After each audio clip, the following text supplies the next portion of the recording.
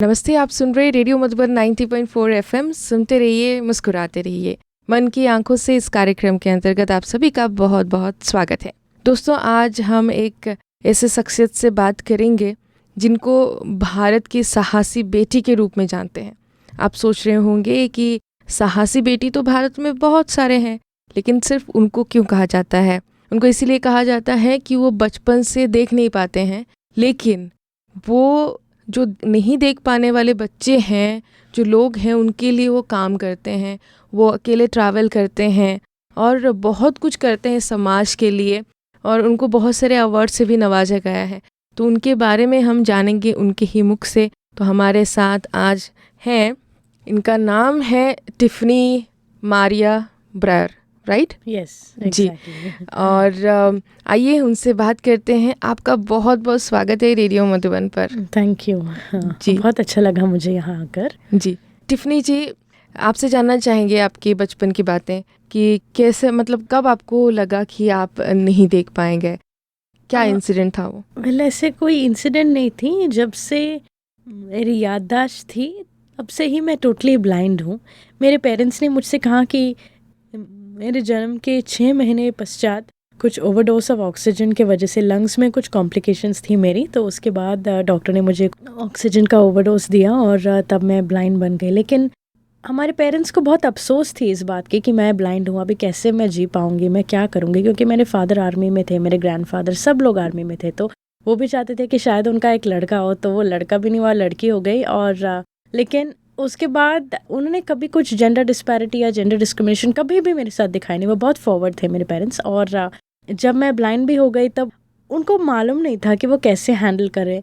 और हमारी मम्मी भी बहुत ज़्यादा डिप्रेस्ड हो गई थी। लेकिन अब मैं उस डॉक्टर को धन्यवाद देना चाहती हूँ कि वो जहाँ पे भी हो, क्योंकि अगर मैं ब्लाइंड नहीं हुई तो मैं यहाँ नहीं बैठ पाती, मैं आप लोग इतने सारे लोगों से मिल नहीं पाती, इतने सारे समाज के लिए मैं कर नहीं पाती। I would not be able to do what I am doing now.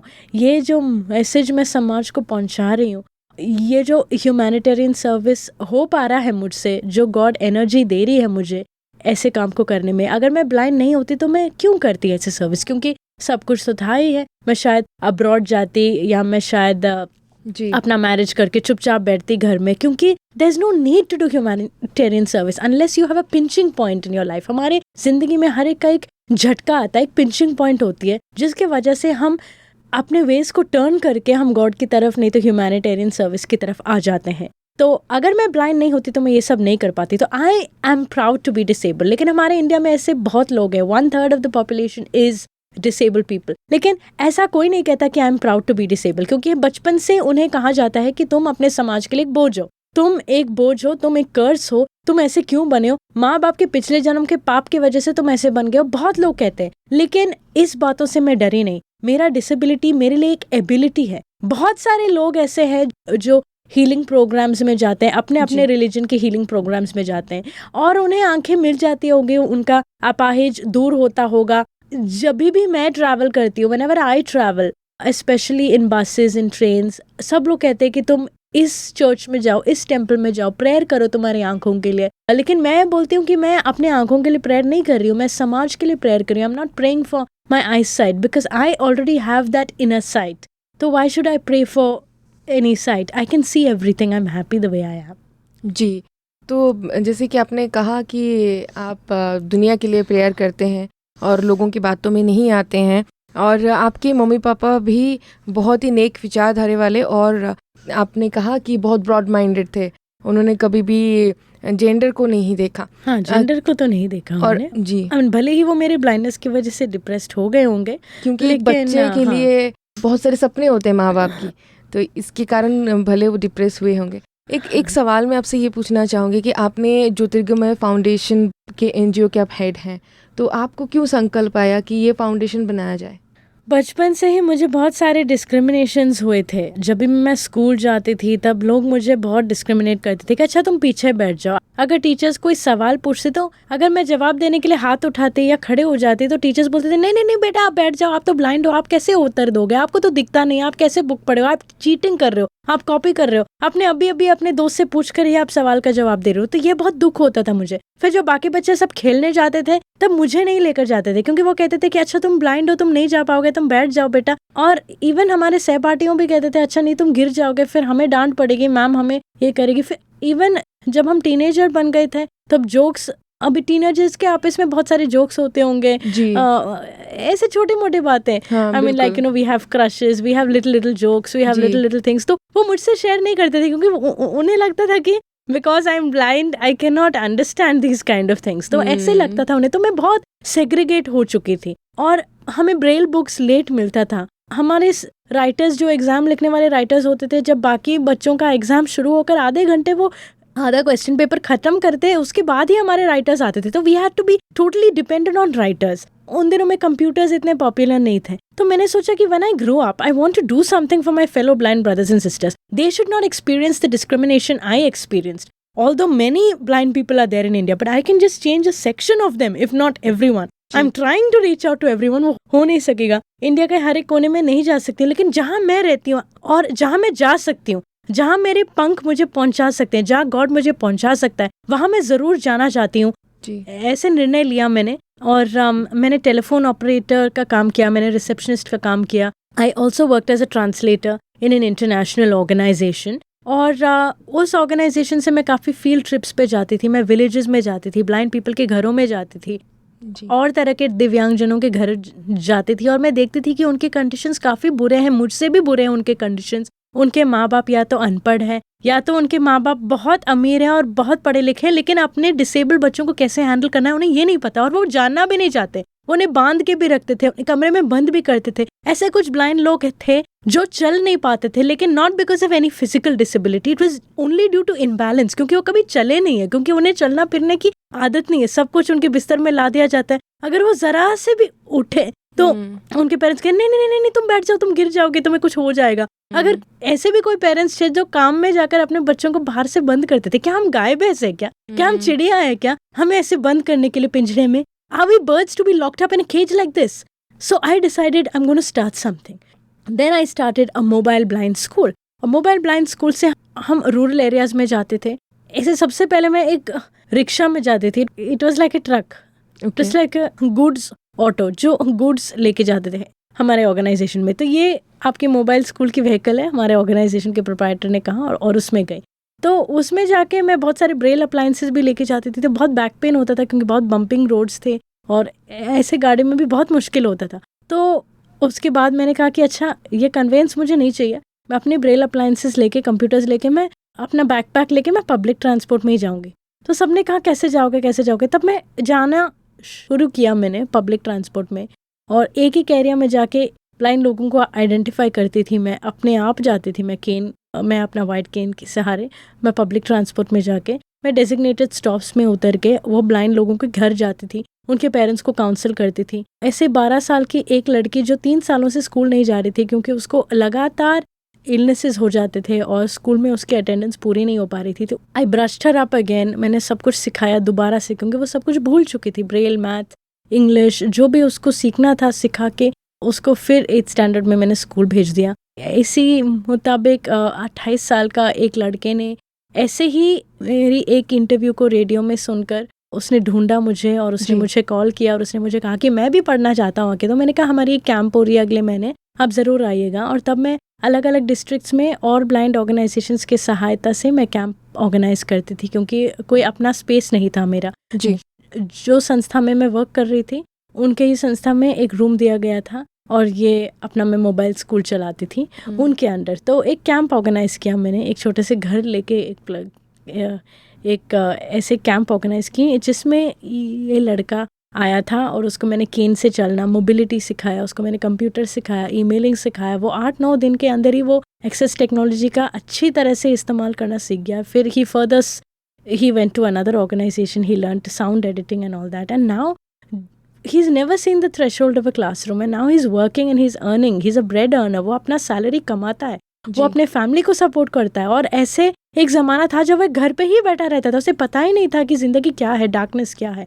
तो ज्योतिर्गमय फाउंडेशन चैरिटेबल ट्रस्ट इसी के मुताबिक स्टार्ट हुआ 2015 में। It started as a charitable trust, हमें छोटे बिल्डिंग में ही स्टार्ट किया हमने, and we expanded, now we have a small kindergarten for young blind children, जो अभी स्टार्ट की है। अभी सिर्फ 2 या 3 बच्चे सपोर्ट के लिए आज। किंडरगार्टन क्यों आपने सोचा कि स्टार्ट करना चाहिए? क्योंकि जो सोशल इंटीग्रेशन है वो ब्लाइंड बच्चों के लिए बहुत लेट होती है, 8 क्लास से ही होती है। 8 क्लास तक वो स्पेशल स्कूल में है और LKG UKG उनकी होती नहीं है, फर्स्ट स्टैंडर्ड से ही स्कूल स्टार्ट करते हैं वो, तो उनका कोई सोशल इंटीग्रेशन है नहीं।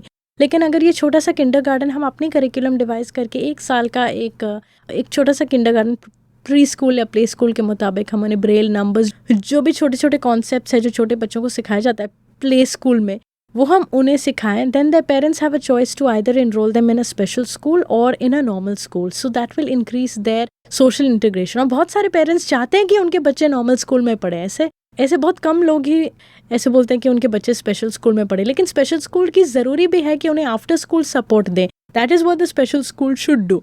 They should send blind children to a normal school and after school give them support, or in weekends actually they should give them support, ताकि उनकी social integration, उनके skills भी hamper हो जाए। तो ये करना चाहते हैं हम, inclusive education promote करना चाहते हैं। हमारे एक कंप्यूटर ट्रेनिंग सेंटर है और वहाँ हम ब्लाइंड लोगों को, एडल्ट्स और यंग ब्लाइंड पीपल को, इवन एल्डरली ब्लाइंड पीपल को अपने नीड्स और अपने पोटेंशियल के हिसाब से हम उन्हें ट्रेनिंग देते हैं in all forms of access technology, operating systems, Windows, Linux, Apple, Word, Excel, ऐसे सब स्किल्स में एंड्रॉयड फ़ोन का इस्तेमाल करना, सोशल मीडिया का इस्तेमाल करना सिखाते हैं, इंटरपर्सनल स्किल्स, कम्युनिकेटिव इंग्लिश।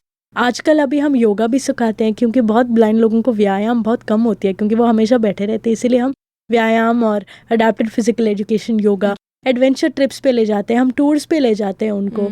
और अभी हम हैंडीक्राफ्ट यूनिट भी स्टार्ट करना चाहते हैं जहाँ पे हम वोकेशनल ट्रेनिंग भी देना चाहते हैं क्योंकि बहुत कम लोग कंप्यूटर कर सकते हैं। हर एक इंसान कंप्यूटर के सामने बैठ नहीं सकता। आपकी कुछ टैलेंट होगी, हमारा कुछ और टैलेंट होगा, तो अपने टैलेंट और अपने पैशन और अपने नीड्स के हिसाब से उन्हें ट्रेनिंग दिलाना चाहते हैं। इसीलिए एक हैंडीक्राफ्ट यूनिट भी स्टार्ट करना चाहते हैं जहाँ पे ड्रीम कैचर्स, पेपर बैग्स, ऐसे सारी चीज़ें बन सकती हैं और उन्हें अपने हिसाब से, अपने टैलेंट के हिसाब से उन्हें एम्प्लॉयमेंट दिया जाए। तो also we do women empowerment projects where we train women to stand up for their rights. और हम एक्सेसिबल करेंसी नोट्स के लिए भी हम challenges उठा रहे हैं, हम गवर्नमेंट को अपनी आवाज़ उठा रहे हैं। and we want you all to also stand up with us and raise your voice. So I'm an activist also, and actually this is what we do. We stand up for the rights of persons with disability. We train blind people in these skills, and for this we need everybody's support. हम अकेले नहीं कर सकते, हम सब मिलके ही कर सकते हैं। United we stand, divided we fall, ऐसे कहा जाता है। तो आप लोग भी जितने भी श्रोताएं हैं, आप लोग जो भी सुन रहे हैं मेरा ये प्रोग्राम,